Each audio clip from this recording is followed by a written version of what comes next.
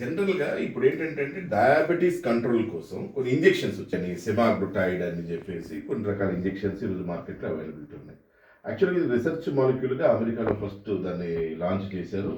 కొన్ని companies launch చేసిన తర్వాత ఆ కంపెనీస్‌ని వాళ్ళు అక్కడ వాడకం అంటే పూర్తి రిసర్చ్ జరిగి వచ్చిన తర్వాత వాటి యొక్క కాంప్లికేషన్స్ ఏమేమి వస్తున్నాయని ఏముందని లైట్‌గా వామిటింగ్స్ ఉన్నాయి, కొంచెం నాసియా, వాంతులు అనిపిస్తాయి అన్నట్టుగా చెప్పారు తప్పించి టోటల్‌గా ఇంటెస్టైన్ బ్లాకేజ్ అవుతుంది. ఇంటెస్టైన్‌లో మూవ్‌మెంట్ ఏదైతే పెరిస్టాల్టిక్ మూవ్‌మెంట్ ఉంటుందో, ఆ మూవ్‌మెంట్ డ్యామేజ్ అయ్యి పూర్తిగా మోషన్ బయటికి రాకుండా ఉండే అవకాశం ఉంటుంది. లేదా బ్లాకేజ్ ఈలియస్ అనేటువంటి ఏదైతే స్టమక్‌లో ఉన్న ఇంటెస్టైనల్ పార్ట్ బ్లాకేజ్ అవుతుంది లేదా చనిపోయేటువంటి అవకాశం ఉంది. ఇవి వాడటం వల్ల అనేటువంటి ముందస్తు హెచ్చరికలు ఇవ్వలేదని చెప్పి ఇప్పటికీ దగ్గర దగ్గర ఒక మనకున్నటువంటి అనాలిసిస్ ప్రకారంగా ఒక 4,000 కేసులు, 4,000 లా సూట్స్ అమెరికా దేశంలో ఇతర రాష్ట్రాలలో ఆల్రెడీ కేసులు బుక్ చేయడం అయిపోయింది. దగ్గర దగ్గర 160 మంది నుంచి 200 మంది దాకా మరణించినట్టుగా కూడా వార్తలు ఈరోజు మనకు కనపడుతూ ఉన్నాయి. ప్రధానంగా వీటి పేర్లకు వచ్చేసరికి నిన్న చెప్పినట్టుగా ఓజెంపిక్ అని చెప్పేసి, తర్వాత సెమాగ్లుటైడ్ అని చెప్పేసి, తర్వాత మొంజారోలో టెజామెప్టైడ్ అని చెప్పేసి ఇలా రకరకాల ఇంజెక్షన్స్ ఇదివరకు ఓన్లీ రిసర్చ్ మాలిక్యూల్గా ఉంది. ఇప్పుడు అవి రిసర్చ్ మాలిక్యూల్ హోదా కోల్పోయిన తర్వాత అది ఇప్పుడు ప్రస్తుతం ఏ మాలిక్యూల్గా జెనరిక్ మాలిక్యూల్గా తయారైంది. ఇప్పుడు ఏమవుతుంది, ఎందుకు వీళ్ళని నిషేధం ఎందుకు విధించారంటే వీటిలో ప్రధానంగా వచ్చేటువంటి సమస్య కంటి చూపు పోవడం. ముందు టెంపరీ అన్నారు, తర్వాత అది పర్మనెంట్గా కంటి చూపు ఆప్టిక్ న్యూరైటిస్ వచ్చి కంటి విజన్ లాస్ పోతూ ఉంది. అదేవిధంగా స్టమక్ పెరాలసిస్కి గురై గ్యాస్ట్రో పారాసిస్ అంటాం కండిషన్, పారాసిస్కి గురయ్యి పూర్తిగా మోషన్కి ఏదైతే మనకి పెరిస్టాల్టిక్ మూమెంట్స్ కావాలో స్టమక్లో ఇంటెస్టైన్స్లో ఆ పెరిస్టాల్టిక్ మూమెంట్స్ లేకుండా పోతున్నాయి, అదొక సమస్య. అంతేకాకుండా ఇంకా ప్రధానంగా చూస్తే ప్యాంక్రియాటైటిస్ అంటే ప్యాంక్రియాస్ డ్యామేజ్ అయ్యేటువంటి అవకాశం ఉంది. పూర్తిగా ప్యాంక్రియాస్ పాడైపోయి పూర్తిగా ఇన్సులిన్ డిపెండెంట్గా వెళ్ళిపోయేటువంటి అవకాశం ఉంది పేషెంట్. యాక్చువల్గా తయారు చేసింది ఆ షుగర్ కంట్రోల్ చేయడం కోసం, అలాంటిది దీనివల్లే పొటెన్షియల్గా ఆ ప్రాబ్లమ్ వస్తుంది. అలాగే డీప్ వెయిన్ థ్రాంబోసిస్ అంటే పల్మరీ ఎంబోలిజం, బ్లడ్ క్లాట్స్ చేరటం, కాళ్ళల్లో బ్లడ్ క్లాట్స్ చేరటం, రక్తనాళాల్లో బ్లడ్ క్లాట్స్ చేరటం, తర్వాత పంటి సమస్యలు, కంటిన్యూస్గా నాజియా, కంటిన్యూస్గా వామిటింగ్స్, పొద్దుగులు వామిటింగ్ చేసుకుని దాని ద్వారా కూడా మెటబాలిజంలో తేడా వచ్చి ఎలక్ట్రోలైట్ ఇంబ్యాలెన్స్ వచ్చి చనిపోయేటువంటి అవకాశాలు.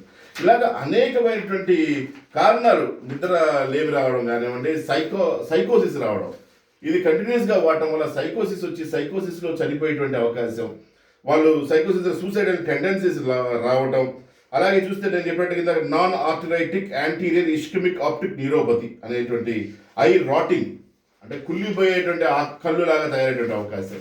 ఇలాగ కంటి చూపు మొదలుపెట్టి కంటి చూపు నయం ప్రధానం అన్నిటికంటే, అలాంటిది కంటి చూపు డ్యామేజ్ అయిపోయి తర్వాత ప్యాంక్రియాటైటిస్ వచ్చి అంటే ప్యాంక్రియాస్ మొత్తం డ్యామేజ్ అయిపోయి, అదేవిధంగా గాల్ బ్లాడర్ స్టోన్స్ ఫామ్ అయ్యి గాల్ బ్లాడర్ డ్యామేజ్ అవ్వడం, అదేవిధంగా ఇంటెస్టైన్స్ డ్యామేజ్ అవ్వడం, ఇంటెస్టైన్స్ బ్లాకేజ్ కావడం, దాని వల్ల ఆపరేషన్ ద్వారా ఆ ఇంటెస్టైన్స్ని కట్ చేసేటువంటి అవకాశం ఉంది.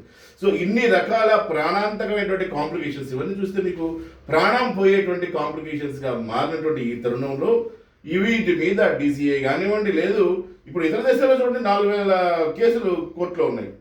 అప్పుడు వాళ్ళు అడుగుతుంది ఏంటంటే ఇప్పుడు సిగరెట్ హానికరం అని క్లియర్గా కనిపిస్తుంది, మనకి ఊపిరితిత్తులు పాడైపోతాయని చెప్తున్నారు. అదేవిధంగా ఇది వెయిట్ లాస్ చేస్తుంది అని మనం ఒకటి చూస్తూ ఉంటే వెయిట్ లాస్తో పాటు ఫ్యాట్ లాస్తో పాటు మజిల్ లాస్. మీరు చాలామంది ఈరోజు ప్రముఖులు సెలబ్రిటీస్ చాలామంది, నేను పేర్లు చెప్పాను కానీ చాలామంది ప్రముఖులు వాడి మీరు చూస్తే వాళ్ళ బొగ్గలన్నీ సొట్టలు పోయి కొంతమంది అయితే హెచ్ఐవి పేషెంట్లా తయారైనట్టుగా కనపడుతూ ఉంది. టాలీవుడ్ కానీ బాలీవుడ్ కానీ హాలీవుడ్ కానీ చాలామంది వాడారు దీన్ని. ముందు తెలియక ఇప్పుడు తెలిసిన తర్వాత డాక్టర్ల పర్యవేక్షణలో మాత్రం ఎప్పుడైతే మీకు ఈ గ్యాస్ట్రిక్ డిస్టర్బెన్సెస్ వస్తాయో, కంటిన్యూస్గా నాసియా వామిటింగ్ లాంటి సమస్య వస్తాయి, ఇవి ఎప్పుడైతే ఎక్కువ వస్తాయో అవి కంటిన్యూస్గా ఉన్నప్పుడు ఎలక్ట్రోలైట్ ఇంబ్యాలెన్స్ అయిపోయి హైపోగ్లైసిమియా కావచ్చు లేదా హైపర్ గ్లైసిమియా కావచ్చు, షుగర్ బాగా పెరిగిపోవచ్చు, షుగర్ బాగా తగ్గిపోయి కూడా హైపోగ్లైసిమియాలోకి వెళ్ళిపోయి కోమలోకి వెళ్ళి చనిపోయేటువంటి అవకాశం. ఈ గ్యాస్ట్రో పారాసిస్ కానీ ఇలియస్ కానీ గ్యాస్ట్రో ఇంటెస్టైనల్ ఇంజురీస్ ఇవన్నీ వచ్చే అవకాశాలు ఉన్నాయి. కాబట్టి జాగ్రత్త పడమని అనేటువంటి విషయాన్ని మనం అందరికి తెలియజేస్తున్నాం. వేసుకున్న 24 అవర్స్ నుంచే వాళ్ళ క్లియర్గా ఆహారం చూస్తే తినబుద్ధి కాకపోవటం, ఆహారం చూడగానే ఆహారం వైపు విరక్తి కలగడం, ఆహారం చూస్తే వాసన వచ్చిన ఆహారం అంటే ఇది ఎలా పనిచేస్తుందంటే బ్రెయిన్లో హైపోథాలమస్ అనేటువంటి గ్రంథి ఉంటుంది. ఏదైతే మనకి ప్రకృతి వరంగా ప్రసాదించినటువంటి ఈ ఆరోగ్యాన్ని మన చేతులారా మనం పాడు చేసుకునేటువంటి అవకాశం ఉంది. మనం అందరికీ బాగా కనపడుతుంది. నన్ను కూడా చాలా మంది వాడమని అడ్వైజ్ చేశారు, డాక్టర్లే అడ్వైజ్ చేశారు కొంతమంది ఫ్రెండ్స్ నాకు. కానీ చెప్పినప్పుడు కూడా నేను దాన్ని మొత్తం తీసుకొని స్టడీ చేశాను.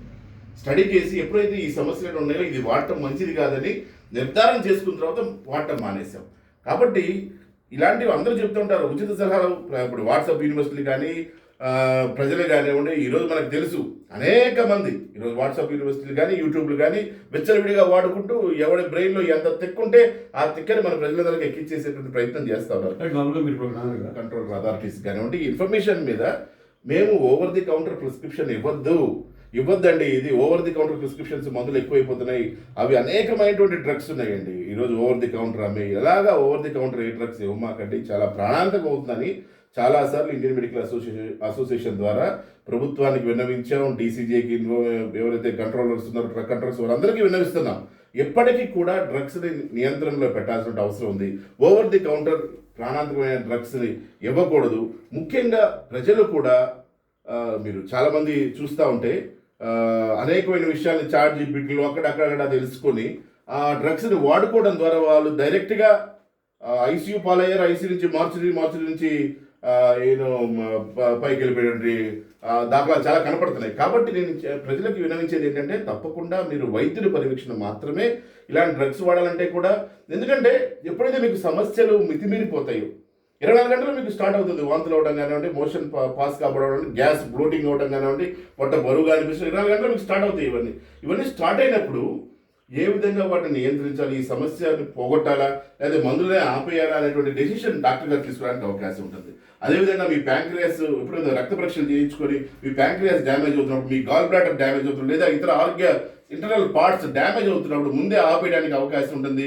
వాళ్ళ ప్రాణాలను కాపాడేటువంటి అవకాశం ఉంటుంది. అందుకనే ఇవి మందులు మెడిసిన్స్ని నియంత్రణతో వాడటం ద్వారానే మనం వాళ్ళని కాపాడుకోగలుగుతాం. లేకపోతే ప్రాణాంతకం అయ్యేటువంటి అవకాశం ఉంది. కాబట్టి ప్రజలు ఇప్పుడు ఏదైతే ప్రభుత్వాలు చెప్తున్నాయో ఈ విషయాలు మాకు గత సంవత్సరం కాలం నుంచి ఎప్పుడైతే రీసెర్చ్ మొత్తం నేను స్టడీ చేశానో దీని మీద వెంటనే చాలామందిని మనం హెచ్చరించాం. ఇలాంటివి వాడద్దని మనం తెలియజేసాం. చాలామంది తమ ఆరోగ్యాన్ని పాడు చేసుకుంటున్నారు.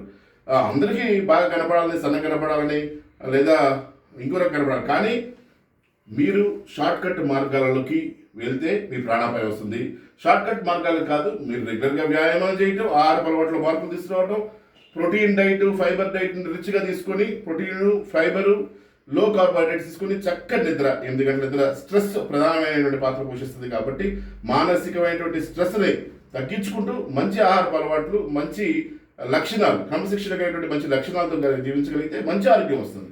కాబట్టి అవి స్టాండర్డ్ గైడ్లైన్స్. ఎప్పటికైనా కూడా మనం ఎంత ఇవన్నీ ఫాలో అయినా కూడా, ఇవన్నీ చేసినా కూడా వీటి వల్ల నష్టమే తప్పించి ఇలాగ అనేక మంది ఈరోజు మనకి సోషల్ మీడియాలో రకరకాలుగా వెయిట్ తగ్గిస్తాం, చిక్కులు తగ్గిస్తామని రకరకాల ఆర్గనైజేషన్స్, అది కొబ్బరి నూనె తాగే వాళ్ళు కావచ్చు, లేదా వ్యతిరేకంగా ఇంకొకటేమో ఓన్లీ కాయలు తినండి, పండ్లు తినండి అని రకరకాలుగా చెప్పేవాళ్ళు బయలుదేరారు. అనేక మంది ఉన్నారు. కొంతమంది ఆయిల్ పుల్లింగ్ అని, కొంతమంది నీళ్ళే తాగండి అని అందరూ వెళ్ళిపోయారు. కాబట్టి ప్రజలు తెలియాల్సింది ఏంటంటే ఆహారపు అలవాటు అన్నది, శరీర తత్వం అన్నది, మన జెనెటిక్స్, మన ఆహార పదార్థాలు, మన కల్చర్తో కూడినటువంటి మన సాంప్రదాయాలతో ఆహార పదార్థాలు తినడం అనేది మన సాంప్రదాయాలతో కూడినటువంటి అంశం. కాబట్టి దీంతో ప్రజలు చాలా జాగ్రత్తగా ఉండి తమ ఆరోగ్యాన్ని కాపాడుకోవాలి.